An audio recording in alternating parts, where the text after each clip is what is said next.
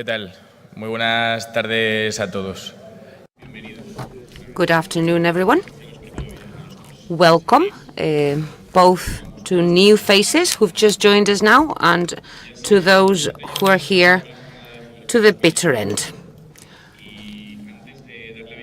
This is going to be the last session for the day today, and we're going to be hearing to Santiago. But before I introduce you to him, let me just remind you that you can participate on Twitter with our hashtag. We encourage you to share pictures, comments, contents, whatever.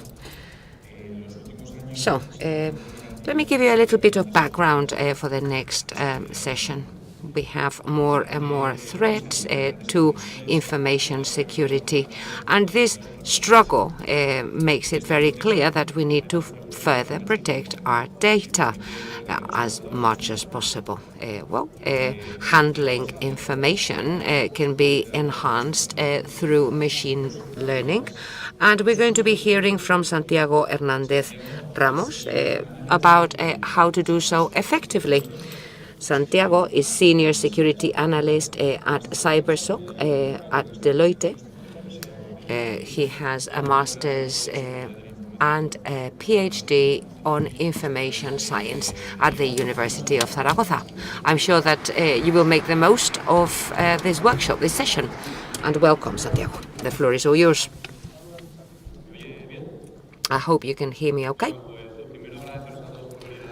Let me thank you for joining me at this workshop. I want to thank the organizers for inviting me back once again.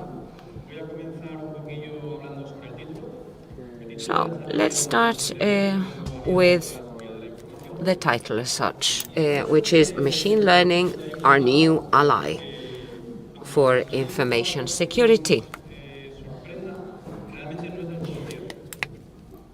Is this a true statement? Well, not quite, I say. What is not quite right? The fact that machine learning is not quite a new ally. It hasn't come up or popped up in the last couple of years. It was there, but because in the past we couldn't capture information or process it as fast as we can now, it hadn't boomed the way it has more recently. This is the table of contents for my presentation. I hope you can see it okay from the back. We'll do our best. So, I will start telling you about the current situation on cybersecurity connected with artificial intelligence. And what is machine learning? Is a buzzword or a buzz expression. We'll see what applications are possible right now. We'll see something about linear regression. Or linear, regression. We will see how algorithms can learn.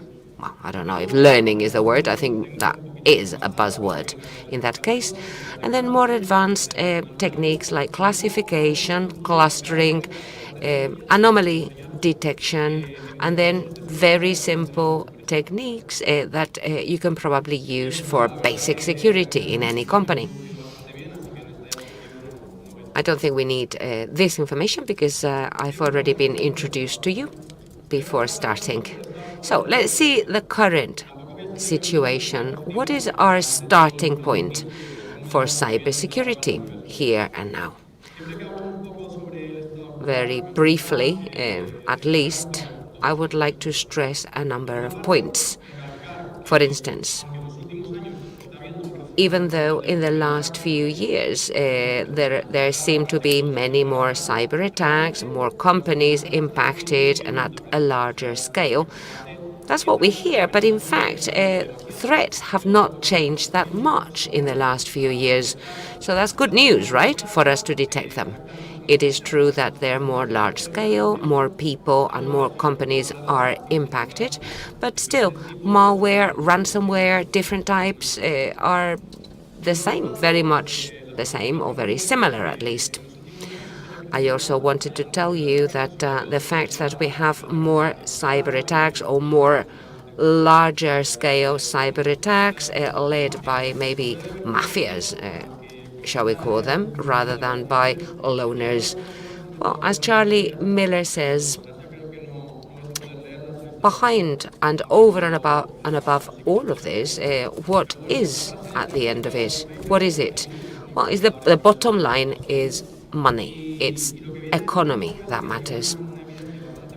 Miller said that there is a strong evidence that the best researchers in cybersecurity are now motivated more by monetary gain than by prestige. That is, how much money can I make out of this particular vulnerability. That's why we have mafias that buy vulnerabilities, they launch them large scale, and they make good money from doing so. So, before we start talking about machine learning, I would like to tell you a little bit about artificial intelligence. What is the difference between AI and ML, sorry? Well, they're connected, but they're not the same. This is a report from the American government. We see two quotes from 2018, from this year, how artificial intelligence is changing the American lifestyle. Thanks to that, we can now diagnose pathologies better, finance work better, transport and mobility has been enhanced. For instance, we have autonomous vehicles to prove it. That's the first quote up on the screen. And that very report also said experts forecast that rapid process in the field of specialized artificial intelligence will continue. But we don't think that in the coming 20 years, cognitive capacity for AI will be the same as human cognitive capabilities. So that means that artificial intelligence is improving many processes, but we should still have our feet on the ground and understand that artificial intelligence is well below human cognitive skills and capabilities. Not now, and it won't be in the coming 20 years, probably. Certain tasks will improve, and some might even exceed human capabilities, but not for the global number of tasks. So, artificial intelligence and cybersecurity. This is nothing new. This is not a new field. And no matter how some people are still reluctant when they hear about machine learning, we have to acknowledge it is used here and now, although not for global complete solutions, but in traditional cybersecurity processes, we can get a part of it and replace it by machine learning with a final global improvement of the process. An American report said the following: today's AI has important applications in cybersecurity, and it is expected that it will play increasingly a role both in defensive and offensive cyber measures. That means that in the coming years, the offensive role will also be present. Not just defensively, but offensively, attackers using artificial intelligence and machine learning to develop new, more harmful attacks. I haven't seen a lot of literature connected with offensive cybersecurity paired up with AI and ML, but that's certainly a field of research for future papers. So, now let's see the connection between AI and ML. Well, more and more in recent years, successful applications of artificial intelligence, most of the time they're using machine learning or some sub-disciplines within machine learning. That means that machine learning is part of artificial intelligence. So, which part of artificial intelligence does it equate to? Well, not all artificial intelligence issues can be solved through machine learning. Why? Because for machine learning, we need data. That subset of artificial intelligence, machine learning, what it does is uses statistics and processing, but always on data. It needs data. What is machine learning, in fact? Well, this is probably the most common definition for machine learning. We see it up on the screen. Machine learning is a subset within artificial intelligence that helps systems learn and improve automatically on the basis of experience without having to be programmed to do so. It's based on different hypotheses underlying the model, and it tries to improve it, adjusting with more data within the model over time. The most important part of that definition has to do with the fact that we're working with mathematics and data, but then we can infer certain features that will help us make decisions in the future, make forecasts, and all of this, importantly, without teaching the system or programming it to make those predictions and forecasts.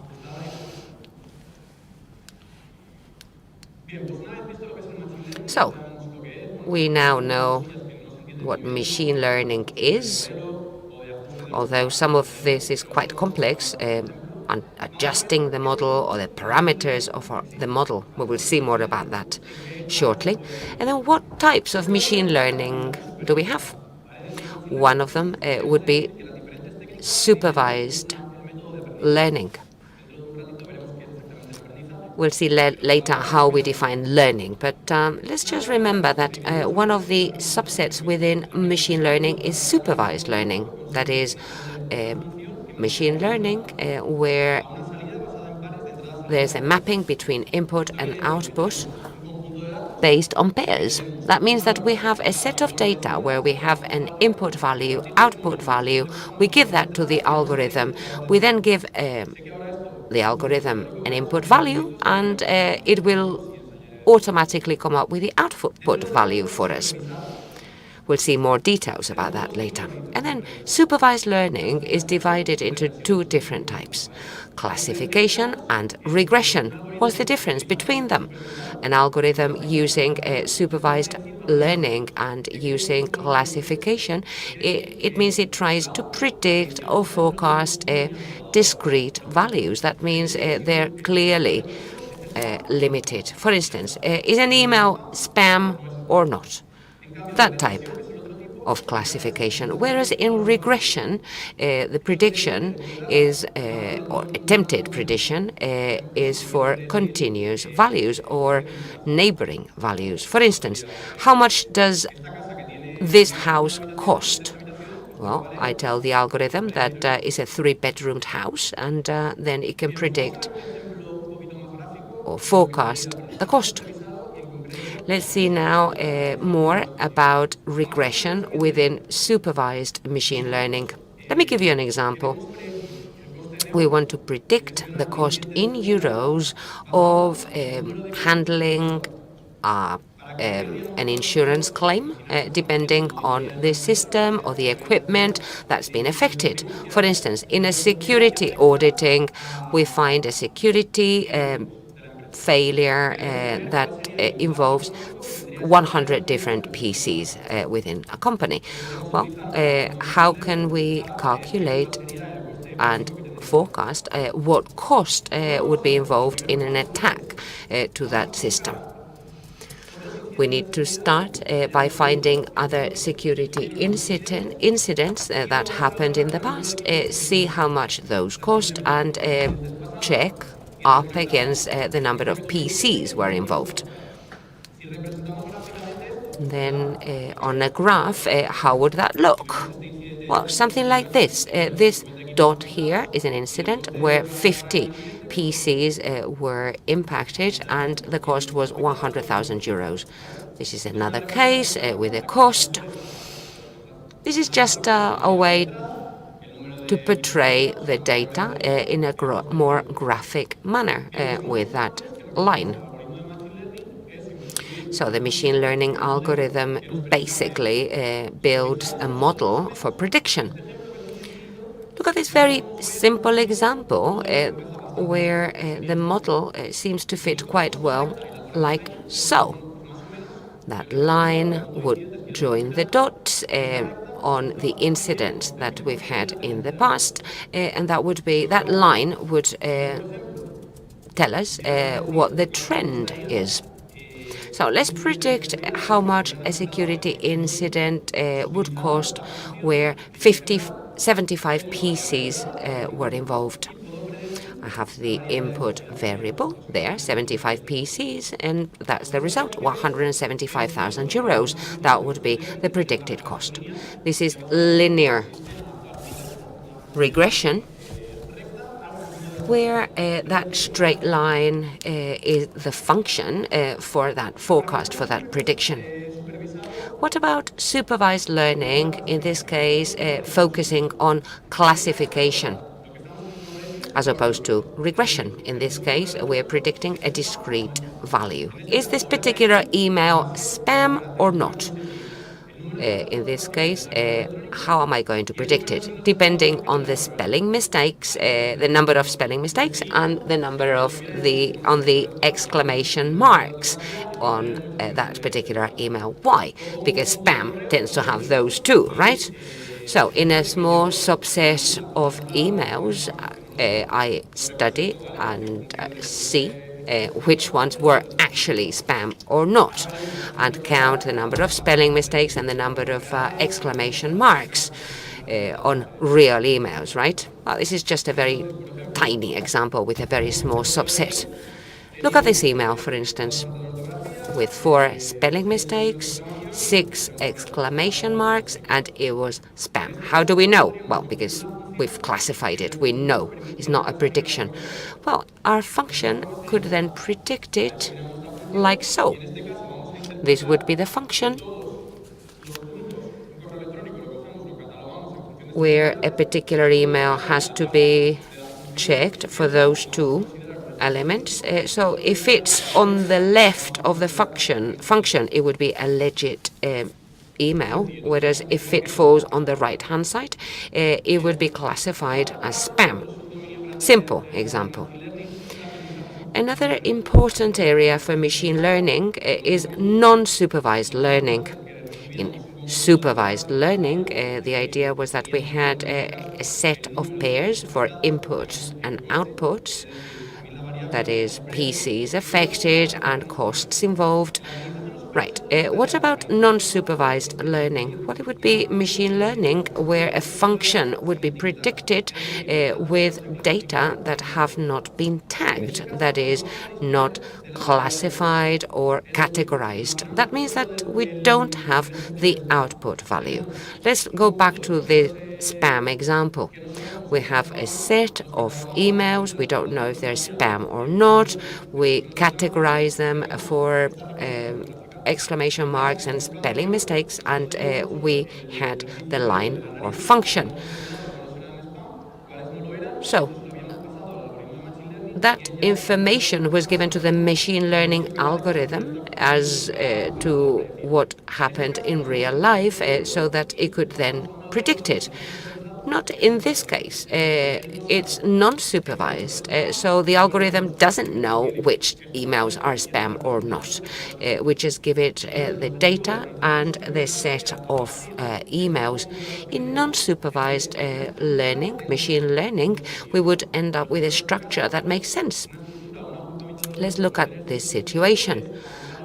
A logical grouping would be ending up with these 2 clusters. Can you see how the points there, the dots, kind of cluster up together in one area, and the same for the other subset? That would be non-supervised learning. Machine learning. So let's go more in depth now for linear regression, for us to understand how learning takes place. Don't panic. This is quite a common graph.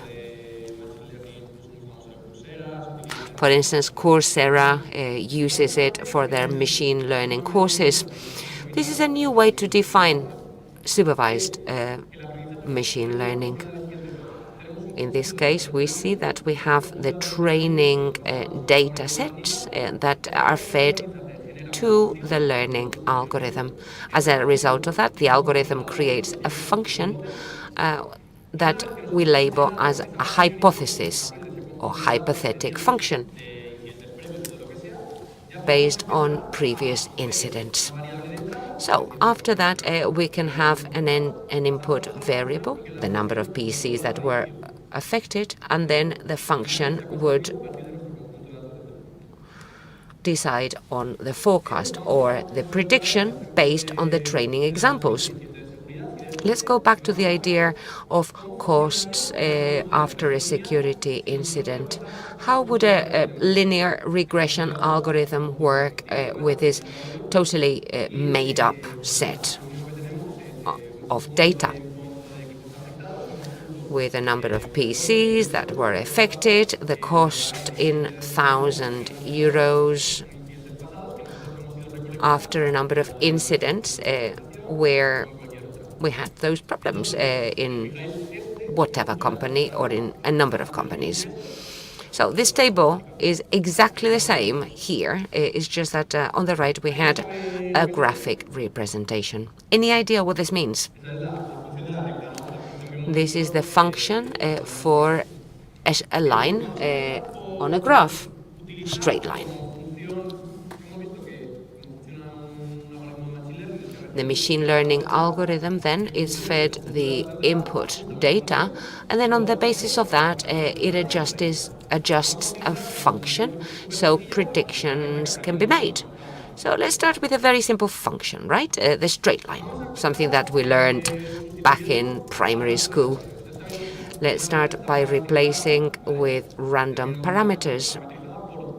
The function has two different parameters, the slope and the point where it crisscrosses. For that linear function. So this is the graphic representation. We've been plotting here. The same. It is the same function. So if I showed you this and the number table, and I asked you how does this represent the trend? Is it a good representation or not? Well, you would have no idea, right? Whereas if you look at it like this, you get a much better idea, because our subset of data looks like it had a different trend. Well, the machine learning algorithm starts like this. It generates a line that doesn't stick to reality, and then the error is calculated. What does that mean? Well, the algorithm gets information from previous incidents. It then portrays them on the graph, and then where we knew both the input variable and the output variable, well, that helps us calculate the error through an error function. Well, mathematically that works. But you can also use an optimization function. What does that mean? That parameters are moved and changed so that the error can be minimized. How? Well, for instance, if I move it this way, it looks like the error margin is lower. Well, it does so as much as possible until the error can't be reduced or limited any further. Well, that would be a pretty good representation of our data subset until the error has been minimized as much as possible. Why? because it's a straight line on the graph, but it's not quite straight on reality, right? So now we can see how algorithms learn in machine learning. Quite simply by getting a particular function, in our case, the linear function, then seeing which parameters are important for that model or function. And once that is ready, then it tries to calculate the error present in our training data subset and try and optimize it until error is at a minimum. And that would mean the function would be good for predicting on that particular data set. It's more simple than you thought it might be, right? For algorithm learning. So once the error has been minimized for the model parameters, then we could get the function. We could forget about the data we had. We would just keep the function. That means we would keep the model that's been generated and then use it to predict new situations. For instance, when somebody asks, how much would it cost if there was a security incident and 100 PCs were affected? Well, we could then go to our hypothetical function. The X would be the number of PCs affected or impacted. And then let me remind you that the model was used just to get these parameters here. Once we've got them, then the training of the algorithm is over. The prediction would be reliable for the subset that we used for algorithm training. So that's the most simple side of machine learning, how algorithms work, how supervised learning gets the data, both inputs and outputs, whereas non-supervised learning doesn't get the outputs, output variables. Now we are ready to talk about classification, which is the part of supervised learning where we want to predict discrete examples, if an email is spam or not. So we see linear regression that help predict continuous values such as the cost of a security incident. Incidents is this an example I gave you. We could also use it to forecast how many phishing emails or spam emails will be received at a given organization for a month. We can even forecast within a company which one would get most of the spam emails. So the classification here, if you check it out and you think it through, this would be our daily activity as professionals in cybersecurity. For example, for every email that we received, an analyst can see whether it is phishing or it is not. For every file on the network, whether it has malware or not. Also any query for a command and control. And these are all predictions, discrete predictions of forecast. Is it a command and control? Yes or not? Is a bank transfer? Yes or no? These requests, is it a DOS attack? Yes or no?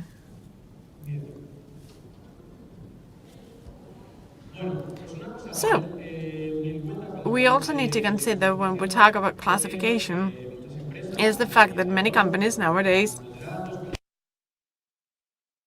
gather data such as logs and events, and processing all this data and the search for requests for threats can be done in a way that is not machine learning. The fact that we are using data to predict whether an email is spam or not doesn't mean that we're using machine learning. If we use it to see whether a URL is malware or not, does not mean that this is machine learning. What about brute force on an attacks on our side in our organization? As analysts, we check the server. those force brute attacks. And when we see 10 requests from the same IP, it's probably that.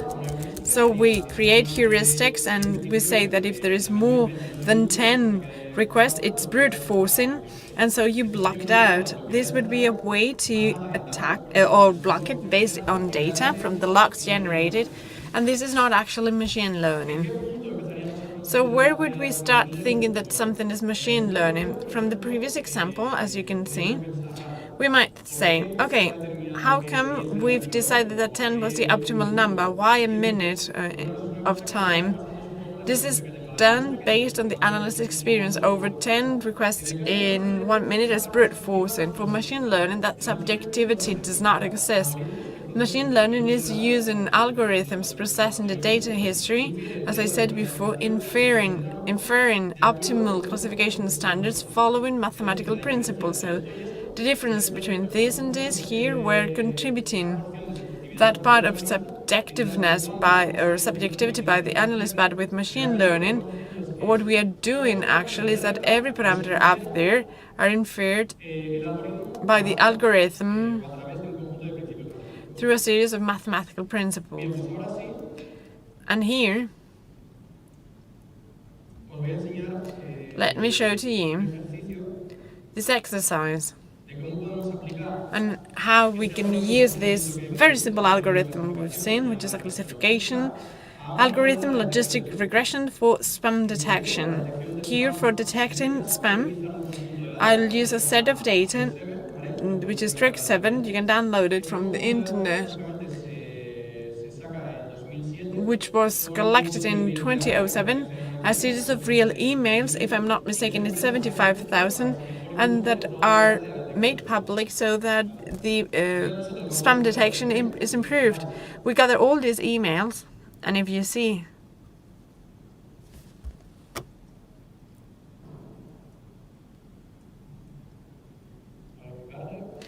wait for it.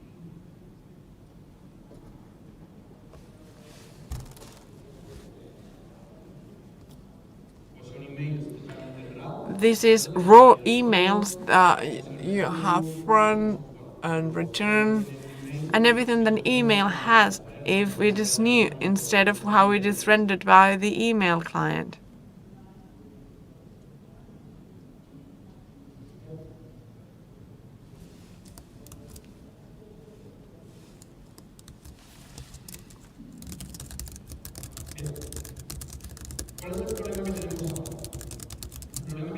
What's the problem now? Problem is that we have a set of data that is a bunch of emails, 75,000, but in there, well, they are raw, and we have all the headlines, we have HTML, also numbers and characters. An automated algorithm would get a set of data that were numbers that were then processed, and there would be an equation. So we need some pre-processing so that we can get all those emails and turn them into a rendering that is the right one for our machine learning algorithm to build the equation. So one of the first things to be done when we use machine learning is to have the pre-processing on our set of data. If we're using it on real examples, odds are that our set of data that we gather do not show like a table. This is the feature and these are the numbers. If we use it to detect network abnormalities or anomalies, we will have lots of gigas. And if we use it for URLs to download malware, probably we will have a data set with 500,000 URLs, and we say, once we have it, what do we do with it? How do we feed them into the algorithm? That's pre-processing. So we will get this, we will send the emails,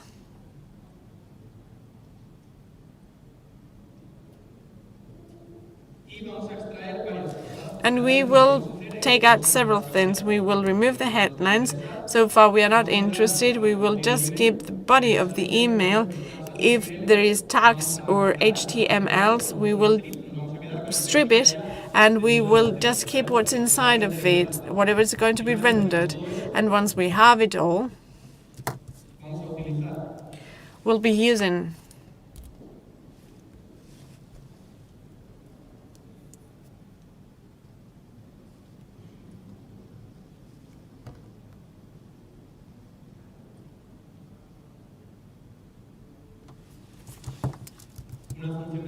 We'll use a given equation or function, getting the whole text string, vector, turn it into a vector so that all those words are represented as a number. And once we have the number, we will send it to our machine learning algorithm that will get the parameters as using the logistic regression, which is a simple equation, same as with linear equation. It would calculate the model parameters, and with that we will build the function we saw before. And as we send the same email parsed the same way, that is spam or it is not.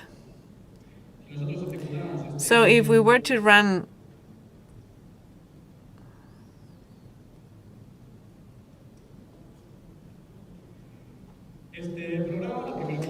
this software, first thing it would parse emails one by one till it's done it all. On the one side, stripping every HTML and headlines, and once it's done, that would be it. It's not the headlines, but the headers, sorry. So this is what we have once it's over. So this is the algorithm. Here we see, again, linear regression, and we see how the code works. But it's trained the algorithm. There's been a forecast or prediction, and it said that for a set of data that had not been classified previously, even though we had classified them to see whether it was a good prediction, so we had our set of data for training, another separate set, we've said, well, this is also labeled and I know whether it's a spam or not, leave it here. So once I've trained my algorithm and calculated the parameters and I have the function and the model, I will get that set standing there. I'll send emails and then I'll see whether they are properly classified. So after having trained our algorithm in a logistic regression, very simple algorithm, and having tried our set of data, we have a 99% classification, right? As part of those set of data that were several thousand emails, they were properly classified at a 99% probability. So that's good. I just referred to how this works, but I have not gone deeper into explaining the code. Let me explain something that is way simpler. Let me show the set of data first. First one was a real set of data, real emails, where probably you saw the potential. And here you have a set of data that I've built myself. I've made it up, trying to represent the example we saw before for linear regression. Here we have a set of data which is CSV, a column with the number of devices affected, and the next one is cost of the security incidents. How do we program an algorithm for machine learning to build it, to build a function? You see, with the existing libraries, with Python, this is simply straightforward, and you can do it just like this. This is how we build a linear regression model as the one we see in the previous example that would be adjusted. First, we import two libraries that are very well known in the field of machine learning. Panda, which is a library to manage sets of data. This is a silly one because we only have a few examples. I would say 20 or 30. For the emails, there's worth 75,000. There we need a library where we can process all those data and do so efficiently. If instead of 75,000 it's 1 million, what we need is something that is truly efficient. We can not just build a loop to go through the file one by one, because it would take days. Once we've imported both libraries, only thing we do is we read our set of data. Here is data.csv, and usually this is a data frame. That's the name it's given. Once imported the set of data, you see pandas can read the CSV format right away, and it's turned into an object of its own. And so we gather our input variables, So we stripped it out of the failure cost, just the number of devices. And then we also keep the output variable. Once we have both ends, we split the set of data. And why is that? Why do we split it? Well, we do so in order to do what we did before. We have a set of data. And with that, we will build our model. But once built, how do we know that it's properly built and not just in any way? Since we have a set of data for which we know what the right answers are, we're gonna split it and leave part of the data to verify that that model has been rightly done with the other half of the set of data. Usually, it would be 20%, 30%, 33% for testing, and the other percentages for training of algorithms. Here you see this is X-text and E-text for testing, and X-training and E-training what I will use for training. How do you train an algorithm? With one of these libraries, it's very simple. We just import the algorithm. This is linear regression, as you see here, and we've said it so. And with the fit method, we train the algorithm. What does it need to be trained? Easy peasy. Our training data and the responses as well to calculate the mistake and adjust the straight line. We feed both things, and once we've done it, we can start predicting. What's generated here, basically, this is a model, right? Same as saying here, I need the function. This is the linear function. Down here, the parameters, as we've seen, based on what I feed you for training. And once you've adjusted the parameters, I have the object here with the function and the parameters already adjusted with this model. I feed what I want to predict, and you see what I'm feeding is just X-test. So only the first column. So that's the number of devices impacted. And the E-predict is the reply, the second column, the cost it would have for every device based on the training. Once we have that, what we do is, well, here, I just got on the screen the prediction and what's real. So what really was as our set of data and what was predicted. What do we use here? And we've seen that. These are metrics. These are metrics that are used to assess how our models behave, how it's been built. There are so many metrics. Accuracy and precision, F1 score, many of them. When we check the clustering, we will see we have silhouette, coefficient, and many others used to assess different what the results been. One might measure the false positive to true positive ratio, some others the false positive rate, etc. So, if we run this algorithm, very fast. Why is this one so fast and the other one so slow? Because I had to parse the emails and I had to train it using so many examples, training examples, 75,000, which are not as many. But here we had a bunch. See that the prediction or the forecast, when I split it into 20%, we only got these examples here is just 1, 2, 3, 4. So we had few training examples, and if we compared forecast with reality, we might see that it's not properly adjusted, it's not a proper match. For reality, we had 227 that because of the first incidence, as we predicted using number of machines, is over 100,000, then over 10,000. The prediction was 60,000, 65, 55,000.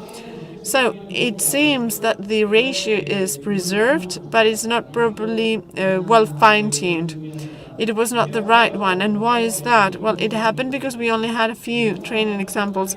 Actually, so few that we only had 2 points placed in a random way. And with the straight line, we cannot really see what's the trend of our set of data. If we did have some more spots or points that would truly represent the relationship between the number of devices and the cost, we could have a much more accurate prediction. Okay then. Next topic, a bit more advanced, clustering. Clustering takes us back to the relationship or how we understand clustering examples in our daily life as cybersecurity analysts. On paper, why would we use clustering, or why an analyst would use clustering? Malicious activity oftentimes happens with groups or sets. See this example here? If an attacker tries to gain access to your network, they will need to scan and have traffic with similar features. So try to come in, so recognition of the network, and so some network scans that had produced high traffic TCP or whatever. But it is pretty similar, so malicious activity happened within a set of data that are very similar.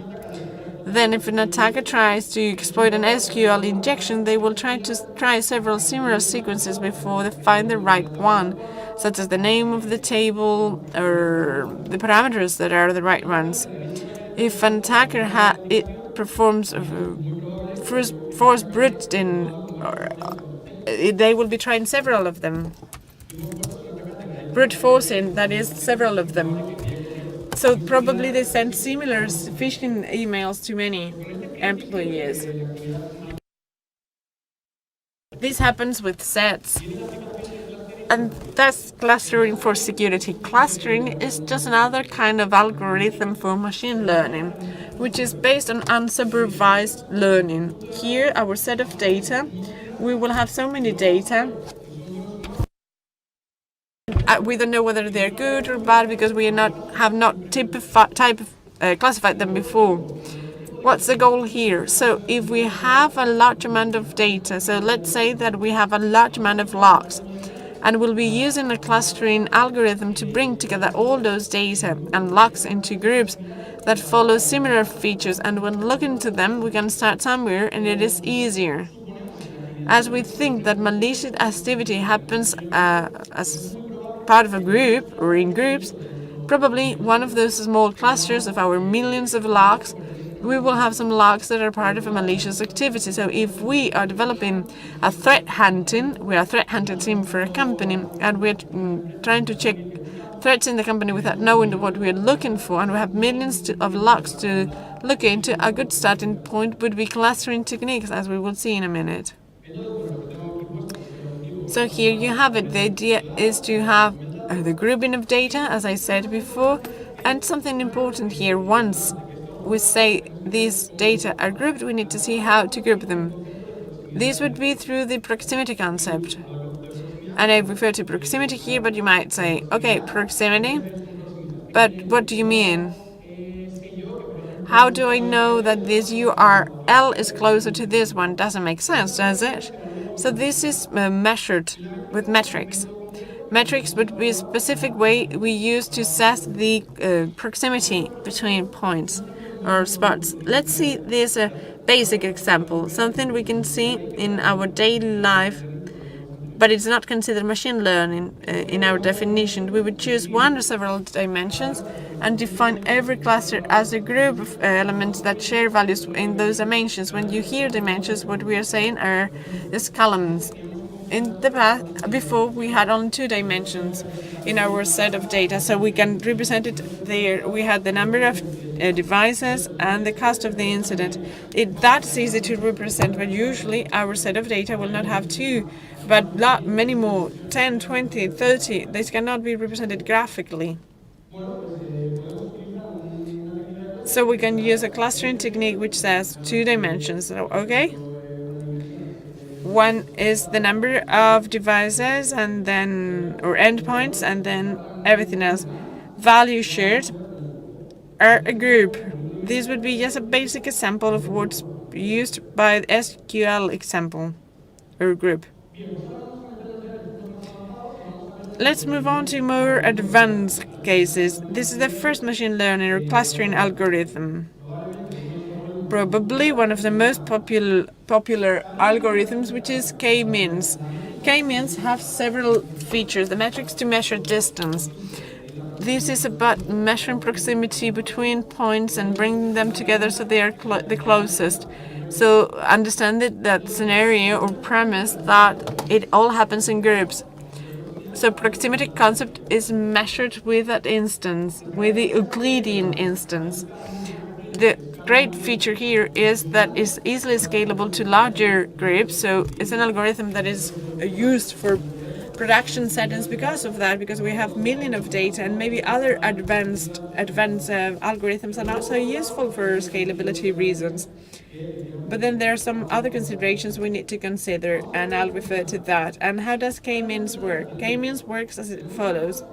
There's something that we will call centroids, which are points we will set into our map randomly.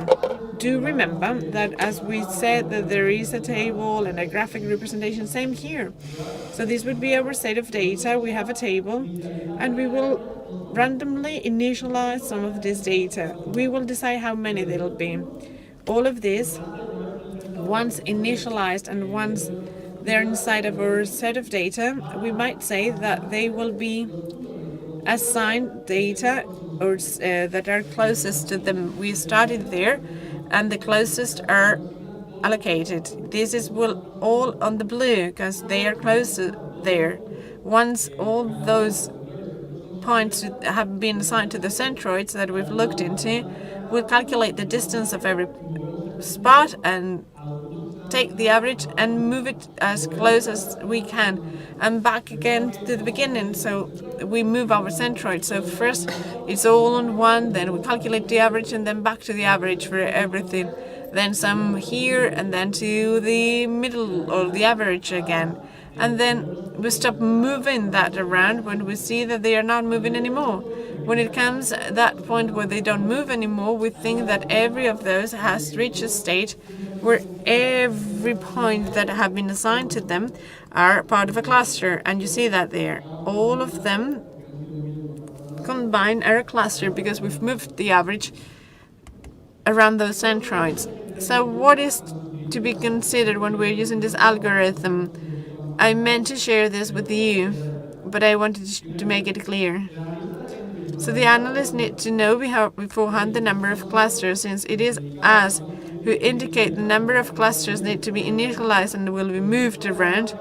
Beforehand, we need to state the number of clusters. What's the problem here? Well, if we're looking into a set of data such as logs, in a search for security threats, and we truly don't know how many clusters are in there, it is difficult to say, well, I'll initialize how many, 3, 4, I don't know how many are there.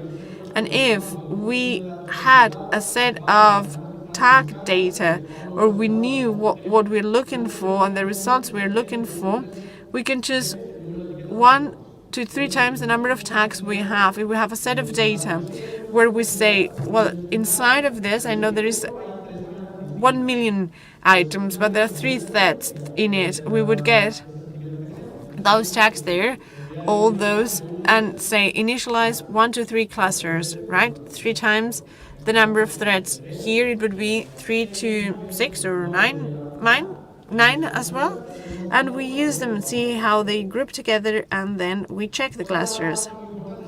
Then we also need to use streamlining or standardization. This is a bit more advanced, but if we refer to standardization, scalability has to be used if we have a set of data that are out of balance. So we get several dimensions as part of our set of data, and there's a first line where the values oscillate from 1 to 5, and the second one has values, and they are fed values from 1 to 2 million, maybe, because 1 here would be the number of rooms, that's one of the features in a home. The other one, the price of the home, or anything of that kind. So there are features inside those sets of data that are out of balance. This is Euclidean distance, as I said, and if they are so wide apart, it doesn't work. So we need to follow standardization mechanisms which keep the data trend but somehow equalizes every features so that they have similar values. What else? We cannot use KMEANS with categorical data or one-hot encoding either. If we have one of our features which is not a number but categorical number, so a category, if something is good or bad, we cannot fit it into the algorithm because it only understands numbers. One-hot encoding, it would say bad one is a 0 and the good one is a 1. These are very low numbers, by the way, or similar values, so it doesn't really work. K-means doesn't work with sets that have several dimensions, number of rooms, etc. So picture this case. Machine learning on network traffic. We can get so many features out of this package. We can see number of incoming bytes or number of the package. We get that, and we can get the number of bytes through the float, incoming, outgoing, TCP, UDP, and so on and so forth. If we have many columns, that algorithm won't be working properly. We would be needing dimension reduction algorithms. I'm not going to go into detail because those are more advanced. So K-means works better if the centroids are randomized. In most implementations, they're initialized randomly. And very importantly, K-means takes it for granted that they're spherical. Look at this example. Look at those clusters, how they look like circles, right? When I say spherical, I'm talking about a graphic representation. So that is an assumption, and when they're not spherical, then this technique for K-means grouping or clustering, it just won't be working properly. Let's look at a different type of clustering, because clustering is quite generic. It's based on proximity, and K-means uses Euclidean distance, but there are other possible distances if we have problems with that. In this case, we're going to look at DBSCAN, a clustering algorithm that doesn't use Euclidean density, but actually it works really well with non-spherical distributions. Let's see how the algorithm works for DBSCAN. Here we have 4 clusters, and we can see this round cluster that has been colored in red, but we have 3 more smaller clusters with Euclidean distance, centroids, and K-means. Well, if we start to assign values and it all moves to the center, the outer cluster won't be detected. Why? Why not? Because it's not a circuit that's particularly spherical. DBSCAN works differently because we have to indicate first an epsilon parameter. That would mean it's like a radius around which it looks for neighboring values. So we would initialize a point on our data set. We just get 1 of those points, and we search within that radius. So if it has 4 mean points or over that number neighboring points, that will be a core point as the start of a cluster, and that is done again for other neighboring points. If there are 4 of them, again we go on and on until the point comes when no more neighboring values are found. So we then look for points that have not been added to that cluster, and we start again. We initialize a different point. This one, for instance, it doesn't have 4 points, so that is an anomaly. Again, here we see that it's got the number of neighboring values that we defined, and recurrently doing so until we find no more, and then we would move onto a different point.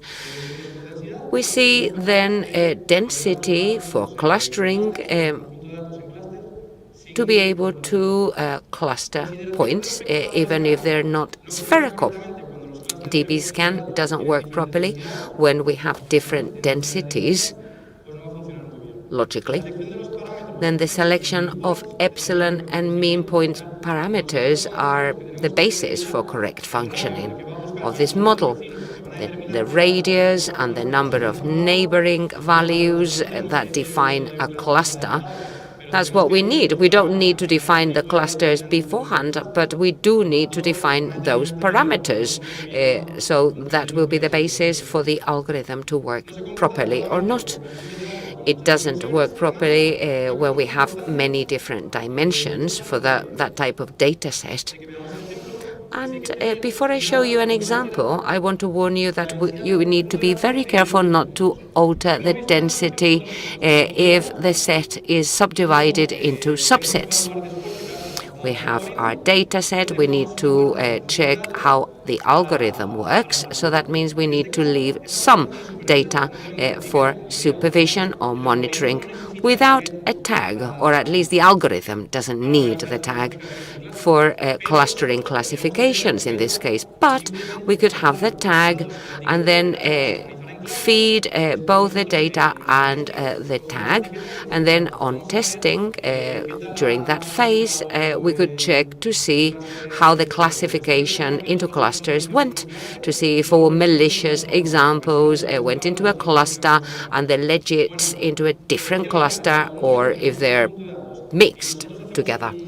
So if we in those cases, we need to be very careful, again, not to alter the density of the data set. Because if we split them randomly, we might end up with data that are very good representations for some of those data, but not for the rest. Why? Because we altered the density, and that would be wrong. Let's look at a practical case. An example that is a little bit like threat hunting. In a company, a team working on threat hunting. What is the normal cycle then? Well, starting with a hypothesis of what we're looking for, or presupposing that attacks will be of a certain type, and see how it works with certain data sets. We then collect the data that we think will be interesting for the attacking techniques, for us to explore that. And then we start discovering the TTPs. Sometimes data sets are huge with so many different inputs, and where can we start? Well, that's where clustering is useful. If malicious activities happen with clustering, we can start analyzing smaller groups or clusters to see how the activity works there. Let's have a look then at the example.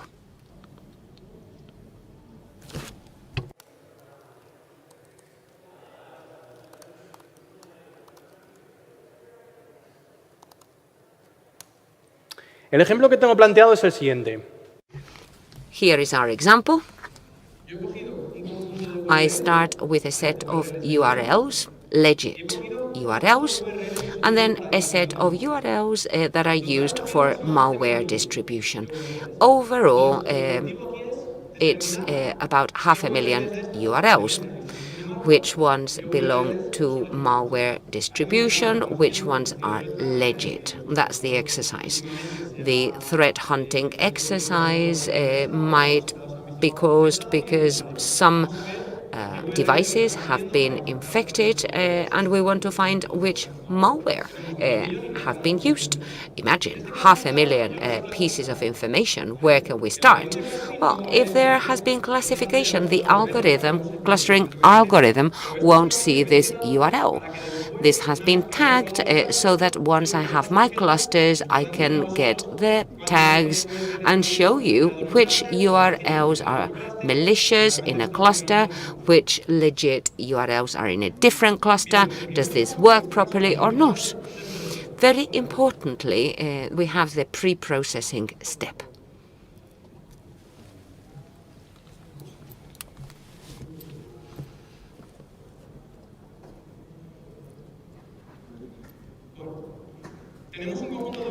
Here we have our URL set with text, characters, numbers, and with the same problem we saw earlier. The machine learning algorithm gets numerical information, but what we have is text chains. So we can't just feed that and expect a perfect URL clustering. How can we turn the URLs into numerical information representing legit URLs and malware URLs? We need to do pre-processing of our data set and get certain features that we call dimensions. Those are the different columns.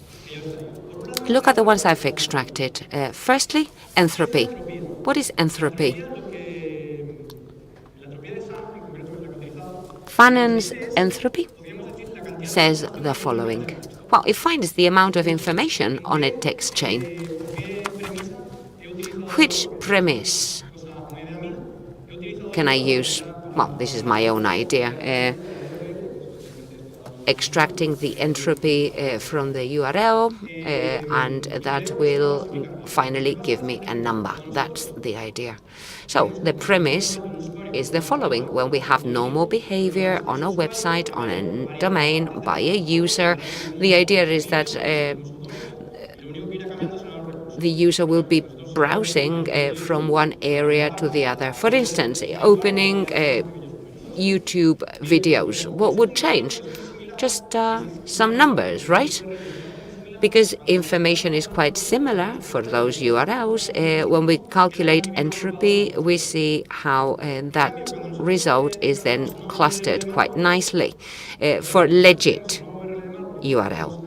But when we access a malware URL and we download a doc file, whatever, containing malware, we would click and we would end up on a weird URL with a very long address, with a lot of numbers, with very little information. And the entropy is quite weird, right? There might be some legit ones that would read like that as well, but very few. This could be a good start for classification as a feature to measure distance. What else can I use? TLB. Or TLD, sorry, to see if it's part of a malware TLD set. So I would have my column with TLD malware, and that would score as 0, otherwise it would score as 1. I would also extract the type of resource that is accessed with numerical coding. I would see if it's an IP address or a domain.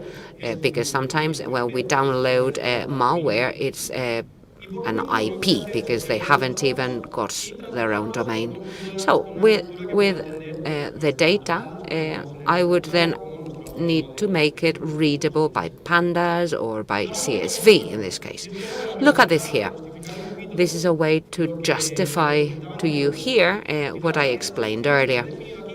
The functions I defined are applied on the URL set with the apply panda function. I'm not a developer, right? I work with cybersecurity, but the first thing that came to mind is that I have defined my functions. I could have my loop, for loop, so that I can extract the entropy of the function, the entropy of the URL, and so on. Well, when I did it, I estimated 13 days to cover those 500,000 URLs. But using Panda, it took how long? 4 minutes for the 500,000 URLs. Can you see how having good frameworks for data processing, loading, for a large data set, like 500,000, right, which is not the biggest we can come across at all. This is the script that we use on our URLs. And this is the result, this data set. Just see how the data set now looks much better. It looks much more numerical, still some categorical data that we will later work with, not hot encoding because KMEANS doesn't work with that very well. And also we're including URLs here. Why? Because when I process with the algorithm, I won't be classifying only the clusters with numerical values. On top of that, I will then have the URL on the corresponding cluster, so that URLs will be in different files belonging to different clusters, and I can then analyze that. Let's have a look at the file in charge of that analysis.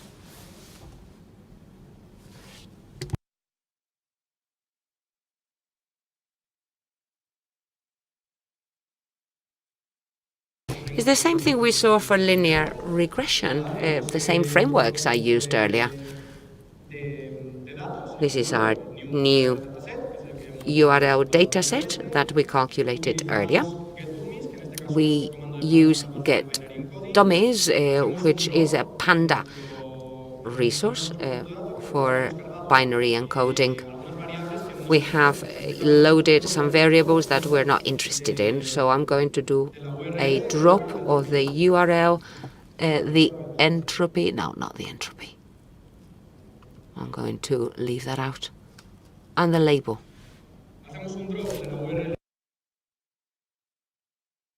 So for the URL and the label, so that the data set can understand it. It can't understand the URLs, right? And then we will leave the label out later, because if it's a malicious URL, because it's non-supervised learning, they don't need the label. It just works with the structure. So we do reprocessing. We've done scaling before, because some entropies stand at 4 point something, 6 point something. Then we have the encoding with values of round about 1. So there's quite a difference, right? The scaling will help equalize that, because we're using KMEANS, and it might work wrong when the data set is not properly balanced. So once that's ready, all we do is we instance KMEANS. Very simple. Look at that. We need to indicate the number of clusters. I'm trying to differentiate between legit and malicious URLs. I have between 1 and 3 times the number of URLs. That's reasonable. So I'm going to say that's 4 clusters. So once we have the number of clusters, here we do feed predict. That means we don't need to feed the labels, just the data set. And then that will contain the clusters and the examples. The loop then gets the URLs into the right cluster, and we end up with the files. And this is the metrics. And that's a bit weird. What are we measuring at the end of the day? We're not measuring probability of it being right or not. We're measuring how well the clusters are defined. That is, containing as many instances of a particular type and as few instances of a different type. So that's where we use purity score, getting both clusters that have been predicted and also real labels. That's why I have my labels to check if the clustering is correct. There's another type of metrics that I can show you in a minute. That's the silhouette coefficient, to see if clusters have been found correctly on the basis of some mathematical properties. And it doesn't even need the labels for the clusters to know if they've been described or found properly or not. If we have time later, we will see how this compares with labels in one case, without in a separate example, and the final outcome is pretty similar. We're going to run the scripts now.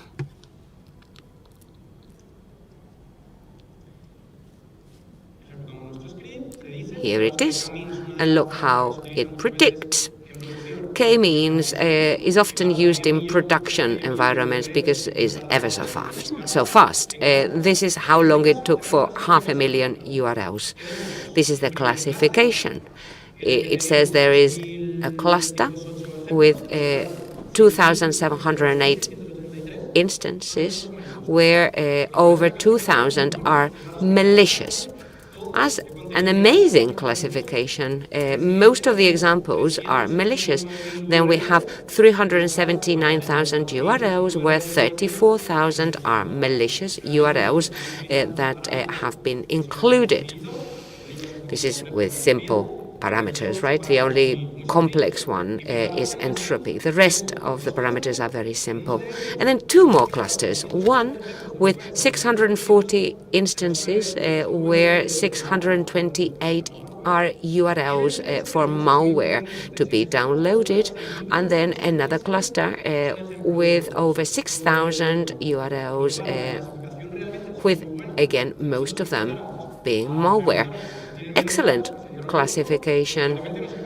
Where we have less data, we would find URLs with common features that have been used to download malware. And all of this on a real data set. The purity score is 0.9%, logically so. And this one is 34,000, but as opposed to almost 400,000 original ones. Here we have our clusters. Let's open dataset 0 that had some 2,000 malware URLs. These are URLs that have been used at different times for malware distribution. They all have IP addresses as domains. Look at the resources that are accessed. I'm going to show you now a different one. Another cluster, cluster number 2. How was that grouped together? Well, look at that. URLs that were distributed for malware distribution. This is the indicator. The real data set, well, it has the number for every instance. Kansas City Hotel, .exe for some of them, or .zip. That might not look very obvious, right? Probably because of the domain. So the algorithm was fed some parameters, and it then uses a function, just like we saw for linear regression earlier. Well, not the same one, but in a similar operation mode. It adjusts parameters, it clusters URLs together, and with a brute force attack, you don't need to say, well, over 10 predictions that will be considered as brute force. No, it just needs mathematical calculations. So that's it for clustering, and now let's see something, well, the last section in my presentation that's very popular in cybersecurity, and it's anomaly detection. I'm going to start talking about intrusion detection, which falls into two different categories. When we find an intrusion, it can be based on heuristics, that type of rule that most companies use. It finds false positives, but it doesn't work very well for unknown or totally new attacks. Through heuristics, rules help this happen. And then there's a different way of doing this based on anomalies, profiling, normal behavior in a system. Could be a website, a host, whatever. And it can find new attacks because it can assess events that deviate from the norm. That is anomaly evaluation or assessment. So when we talk about anomaly detection, we need to first define what an anomaly is. It's an event that deviates from normal or expected behavior, expected from a security perspective. Because anomalies don't just have to do with security. Sometimes they have to do with performance problems. For instance, we have an IHDS finding anomalies on a host, for instance. A system might have a huge load because we are rendering a video. Well, that's an anomaly compared with normal behavior for the processor, not caused, in this case, by a security breach. How did anomaly detection start? Well, to detect intrusions proposed in 1976 by Dorothy Dennings in her famous paper. People are still saying this is new, but back in the day, this paper proposed anomaly detection for this very purpose.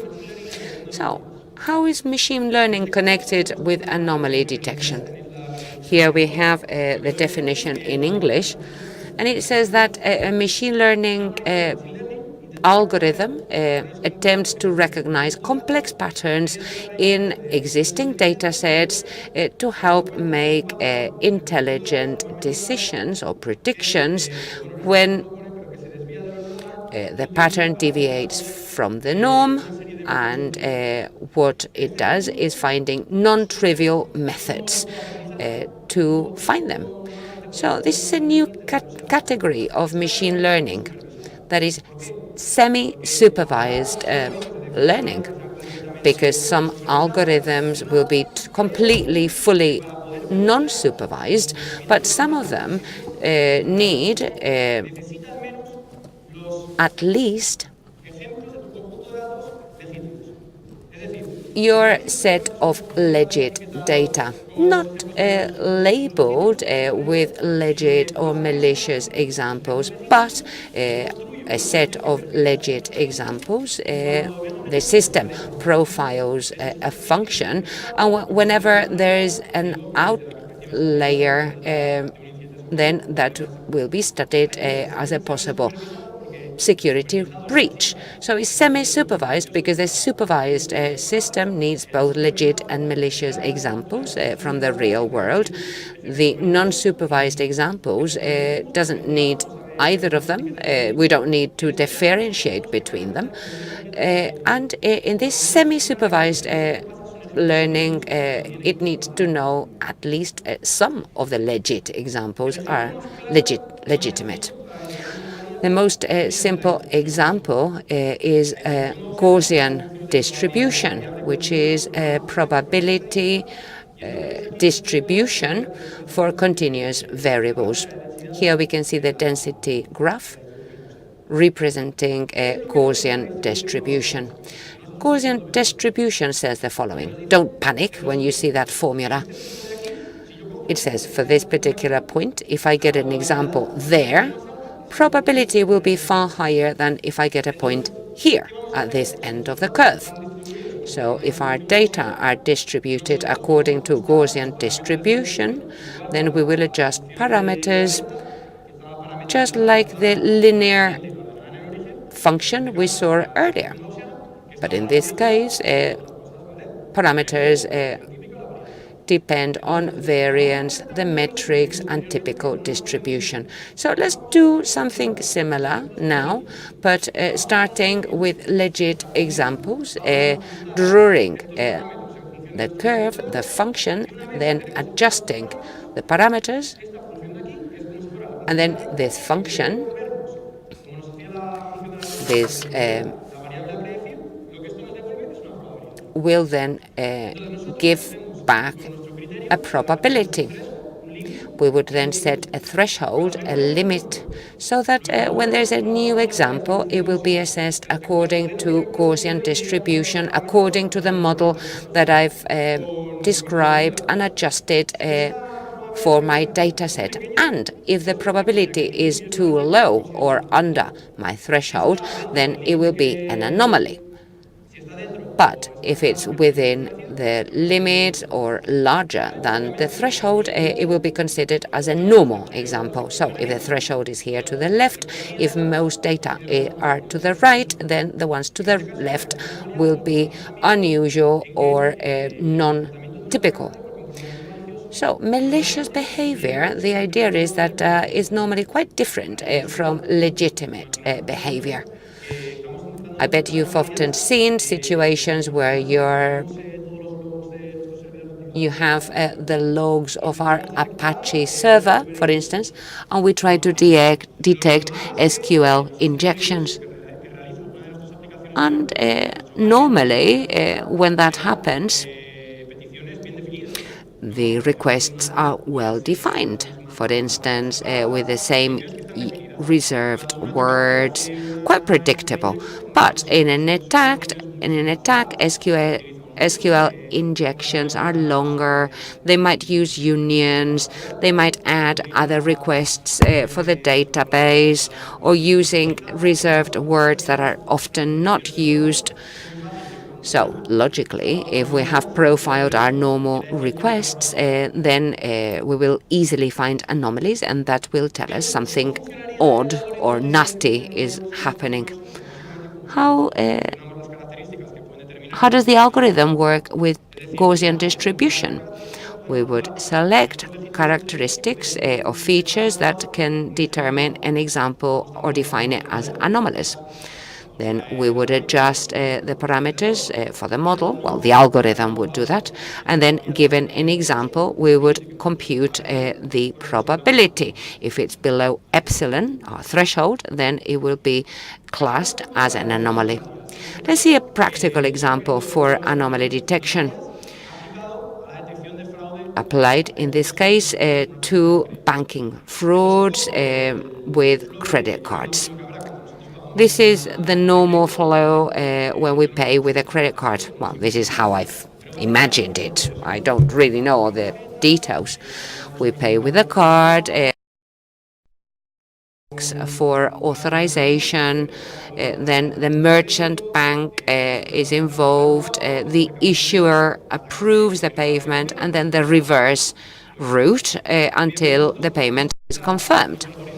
Well, we can use the anomaly detection algorithm where? Here, at this point.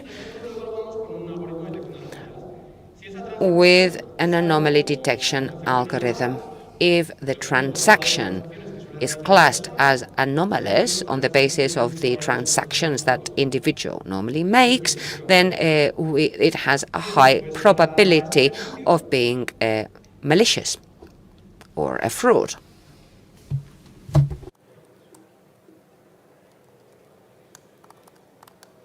Voy a utilizar este conjunto de datos. I'm going to use this set of data. This set of data here is real. We got several features of a transaction using a credit card. This was published by a company, but mainly those are numbers very close together. And why is that? And how come that up there we have V6 and V7? Because they follow a dimensionality reduction algorithm, which is PCA. PCA gets our data set and builds the main components. And with those, it produces the same columns that we had with the same data. And the trend is somehow kept, but different values which are escalated, standardized. And the data set is anonymized, because if it weren't anonymous, we could not get the data, because those are private data. But once anonymized, we have all these transactions classified as 0 legit, 1 malicious. We will not be using malicious transactions, but it's still good to see the result. Actually, this is an easy classification for a bank, because if a client comes and is not complaining, it is legit. And if it claims that they've been stolen or they've been robbed, first thing they do is call and say, someone's bought something with my credit card. And so you can classify it as a fraud, and then you use it for training your own algorithm.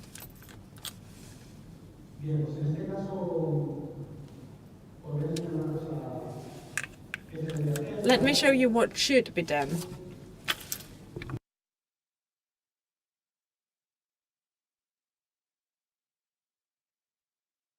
What about Gaussian distribution? We said that one of the premises is that our data set has to be distributed according to a Gaussian distribution, which is a Gauss bell shape. It's Gauss bell because the density distribution, as represented, shows like a bell. And what we also said is that for it to work, we need to use features where the malicious examples are different from the legit ones. To the naked eye, this is good when we see the data, but when we have PC8 and everything has been anonymized, to the naked eye it's a bit more difficult. Usually we graphically represent the distribution of data. Here I've represented each of the feature. Orange, you see the examples for that malicious feature, and in blue that would be legit. So I see what feature follows the Gaussian distribution, almost all of them, and we also see, or I also see, which of these features are more differentiating between a positive or a negative example. Here the negative examples are very different, but this one here is almost the same. This would be a poor feature to use for an anomaly detection. These would be a poor one, this one would be quite good. With this here, what I do is, okay, I will keep those that I know are good because they are differentiated and follow a Gaussian distribution. All others will be removed from the data set, and so I train my algorithm.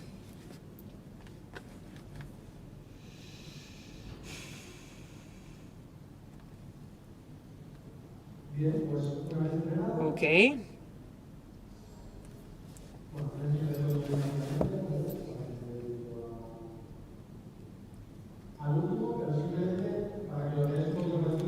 But so that you'd see that this is the Gaussian distribution that has not been implemented as a machine learning, and so you need to implement it yourselves, but it's pretty simple. Actually, if you want to test it, just email me and I will send it to you. But we do what we saw from previous examples, so let's run it.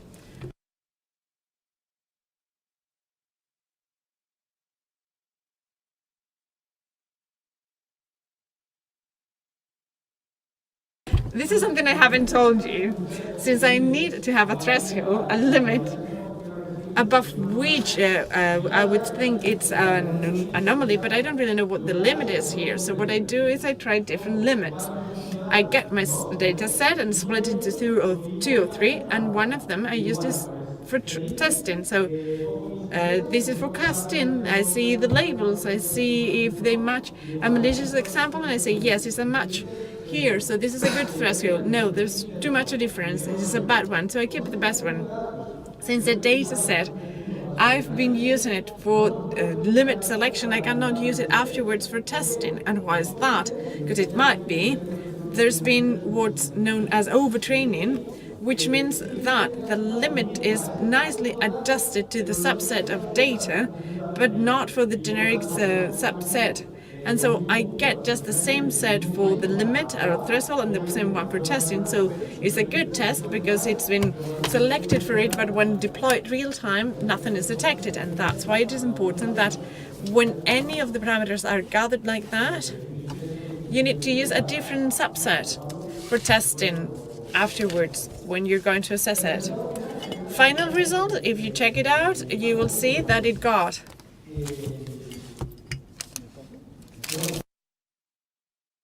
it actually detected the anomalies with an 80+% accuracy. Not so bad, is it?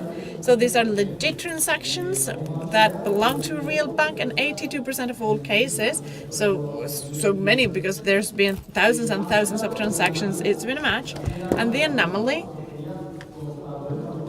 was actually a perfect match for fraud or legitimacy. So if it's a fraud or malicious, we can follow other techniques we've seen before for supervised learning that helps us truly verify that it is a fraud and reduce the number of false positives. Not so many here. And so the last algorithm I got you here We have 25 minutes left for questions. So this is for anomaly detection, and contrary to Gaussian detection, does not need to have the legit or the label data set for profiling. Here we have an algorithm which is for trees, following two premises here. The abnormal subset, it's a minority can cope through the regular data, and the features are very different from normal data. Before I show you in a graph how it works and see the practical example that I have for this network attack detection, let me tell you that this algorithm is very good when you want to use it for network traffic abnormalities real time or for detection processes with a high load. Why is that? Because it only uses a few training data for good results, and even if we use a very large set, there is a subsample with just 1-2 examples, and with one example it can decide which ones are abnormal and which ones are not. So it's very fast, and it needs not many data, and it doesn't need labels because it's unsupervised. So it's good for real-time deployment and in order to have the real-time processing within reasonable deadlines. How does it work? First, the graphic representation, how it works, and you can find on any site or anything doing with isolation forest. And then shortly I'll explain what this is all about. Let's say we have this data set. We have two features and it shows like that on our table, and we see human being is quite good at spotting abnormalities in sets and everything, and we see there's a large group. This one could be thought of as an abnormality, and up there probably it is compared to our data set. So what about isolation forest? First, horizontal and vertical cuts or slices. So we split it here, then this one here, then this one here. Right here it would be done. As a function, isolation forest counts the number of lines, vertical and horizontal, needed to isolate an item from all others. Based on the number of lines needed for the isolation is considered an anomaly or not. The threshold here would be the number of lines or cuts used. So to say this is an anomaly, because these are isolated. This one has been left outside, but this is not, because they've not yet been isolated by the cuts. It would take many more. If we were to choose this one here, and we would use random lines, we would need many more to isolate it compared to this other one. So we've already said, probably you cannot see that, but we've said it already, that actually isolation forest is using decision-making forest. And how does it work? You get your data set, you get the features of that set. It looks into the features following some scores and metrics. This would be the GIN score, which is another score. And I will get this value and I will split it following this feature and value. This is on this one side and then the other side, and this is branch, another branch, and all the way up to the absolute purity in one branch. That is would be a pure spot. This is a classification algorithm that is supervised. So you need to know what's legit and what's not to keep assessing it. So, sorry, it's unsupervised because it does calculate the GIN score based on the cluster density and everything else as we were doing. So what does it do? It builds decision trees based on our set of data or data set, and so it will think that the cats here, so what we represented as cats, well, you see these are actually separations from our data set, and so it becomes subsets. So we have the data set split into two subsets. We have this one here and this one here. Translated into a decision tree, we would have two branches, one here with this data. With another cut, actually we are translated it into having a cut on previous cuts, and so we have more branches created. What this algorithm identifies as anomalies are those sets that have a lower depth or a fewer branches all the way up to purity, and that's why it is tree-based. How can we follow this kind of algorithms on a real example for anomaly detection on a network? We can use our network, our local network, small one, at home, wherever. Use a tab between the router and the devices, or use a switch through VROI and redirect all the traffic on the internet on a machine where this algorithm is run real time, and see whether the traffic sets are anomalies or not. We will not do it package by package because it would be pointless, but maybe some flows, traffic flows with 10,000 network packages or sessions or login sessions, that is, and we can group them anywhere and any way we like. We can have net flow standards, that starts, and many other mechanisms. So all the traffic in and out of the network, we can check and see when there can be some anomaly on the network, our network. So the mechanism I have not deployed real time, but I got here a set of data.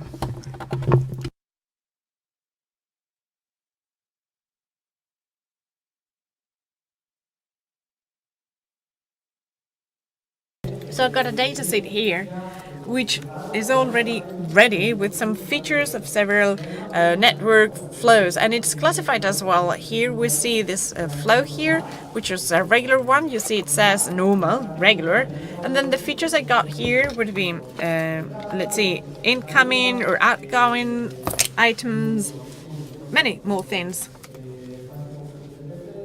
TCP passive open, outgoing requests from TCP.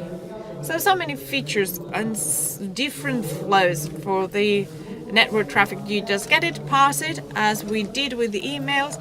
You get the features out, you dump them into your data set, and this is offline. But online, you would get the flow and send it into our system real time, and it would give us the odds that it is an anomaly or that it isn't. Isolation forest is easily implemented as well. See here? I've used a feature selection algorithm priorly, which do what we've done with the Gaussian distribution. See what the best distribution is, but here it follows some statistical mathematical methods. So this one is the one with the best results usually. And I kept these ones, so we change our isolation forest algorithm, same as we did before, and here we have it implemented and we fit it into our data set. And the result are some scores.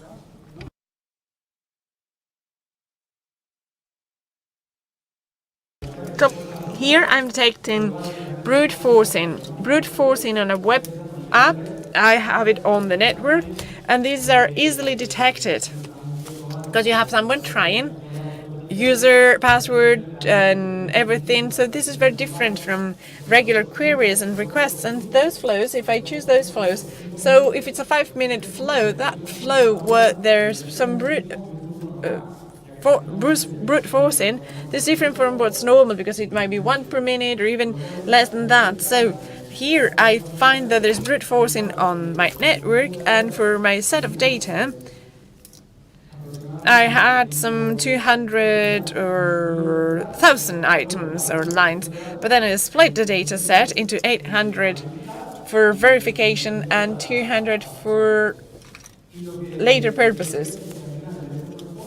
And then F1 score, that is the score or metrics, that will give us the percentage of, yes, the percentage that is. for the proper classification of anomalies that were malicious examples and anomalies that were false positive, that were legit examples, that is a 92%. Which means that 92% of all the flows that have been considered abnormal were a match to flows that came from brute forcing. So that was it. So we've actually seen that there was an abnormal behavior. So we need to keep it real time, all well profiled. And when we do see that there are some real abnormalities, we need to suspect that there's something going on. And so you get the flows, you get the network traffic, you redirect it elsewhere to a different system. And so we have other mechanisms for machine learning and reclassification, or all based on malware, ransomware, for example, that is distributed on the network. It will be easily classified, or also brute forcing, or denial of service, or RPS spoofing attacks, or all those attacks that actually, if we go into it, we'll be able to classify it by properly selecting features. But if we use a classifier just on a large network where we've got plenty of data, we will get many of false positives. If we detect anomalies, we move that elsewhere, we can classify it, and the results are way better. That's been all for me, folks. Thank you very much for your attendance. I hope I did not bore you with my lecture and formulae and everything else. And so I have 10 minutes left for questions as requested. If you want examples or anything of this kind, or advanced questions, you can ask me on Twitter or in my email. Thank you very much.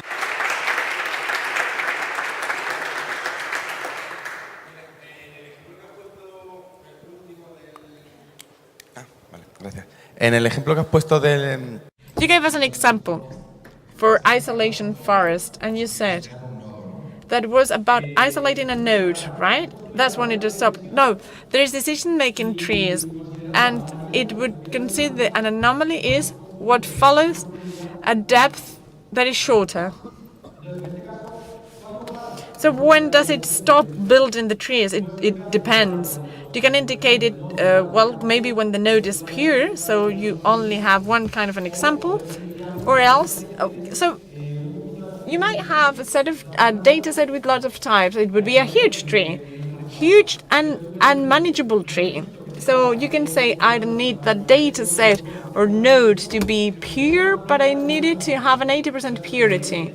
So when it says that through a series of techniques, such as the silhouette coefficient using Gini score, and it says that the cluster is pure enough, it stops. And stops producing any more branches. Anomalies, since they are very much different from everything else, are isolated first. Because that's the difference. That's it. When we said isolation forest, there were two premises. First, the abnormal subset has to be minority, and then they are very different compared to ordinary data. And so they are isolated in just a few branches, all right? But graphically, those are the cuts that we follow. Because right there, on your card, the second one is more than enough, right? That's right. That's what I didn't follow. Yes, here, the second one would have been enough for isolation purposes, but usually it would take on and on.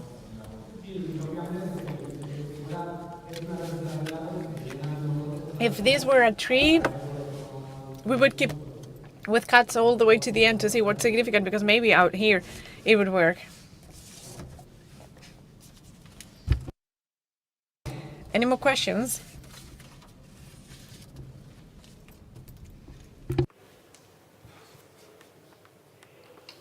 ¿Qué suele ser más difícil? What's more difficult for machine learning? Information classification or choosing an algorithm to tackle a problem? Well, the most complicated part of it would be to get a good data set, good quality. Getting a good data set, it is so very complicated. For example, you want to use isolation forest. It could be done, for example, to detect anomalies on a corporate network. So what about your home? How do you get data? Because you don't have access to a business. network, and at home with a virtual environment, you cannot have same traffic as on a corporation because they have priorities and they have more nodes and hubs and have different structures within the network. So in the end, the problem is that you don't know whether you got a good model, whether it will be implemented, because you don't have access to information, data to test your algorithm. So if I were to say something, I would say the most critical thing would be to get good data. And there are many researchers in artificial intelligence think that artificial intelligence has been a hit for the last 10 years, because before that we could not get good data. There were no mechanisms for good data collection, and we hadn't had enough time to have big enough data or good enough data. Now everything is faster and it's all expedited, and it's easier to get larger volumes than in the past. That's why I say that data are critical now. ¿Alguna cosa más?